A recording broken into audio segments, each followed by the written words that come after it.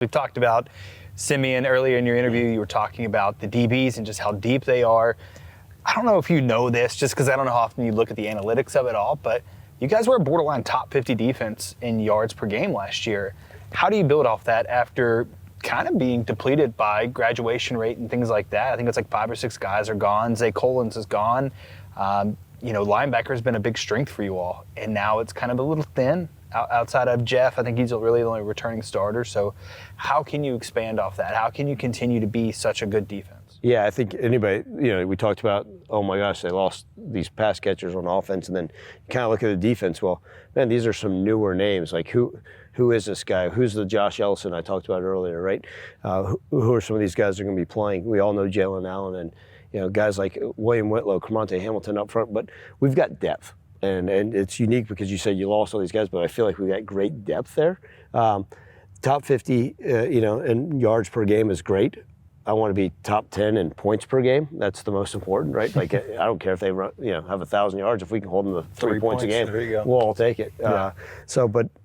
We did take some steps in the right direction with our defense. I like the scheme. I think our defense coaches do a phenomenal job.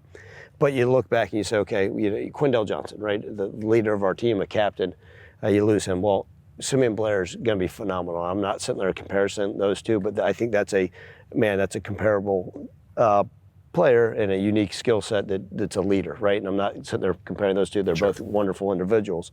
But then you get a guy like Greg Rubin that's played. We added Malik Feaster, a name that a lot of these people, had never heard of.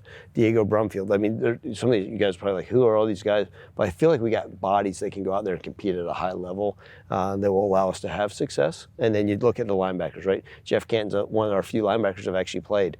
But what can we do and where can we carry this over and have successes? I think we've added more and more guys. It's time for some of these younger guys to step up. Bryce Edmonton is a name, a guy we recruited a few years ago out of Nashville. We got high expectations for him. Chandler Martin, was a FCS All-American, freshman All-American who's here with us now.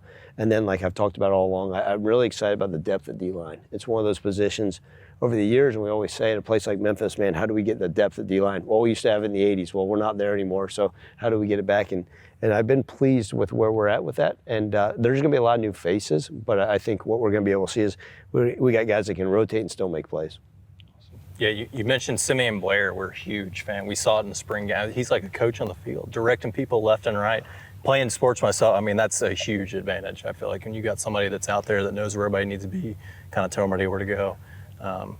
Excited to see him. He's been phenomenal. And, look, all of our guys have been great, but he has been, I've said it, even as these NFL scouts come in, he is a phenomenal football player, but he's an amazing young man, and he's the leader out there. He's taking control. He's putting guys in the right spot, and he's got great energy. So the sky's the limit for him. We have huge expectations, and we're thrilled he's a Tiger.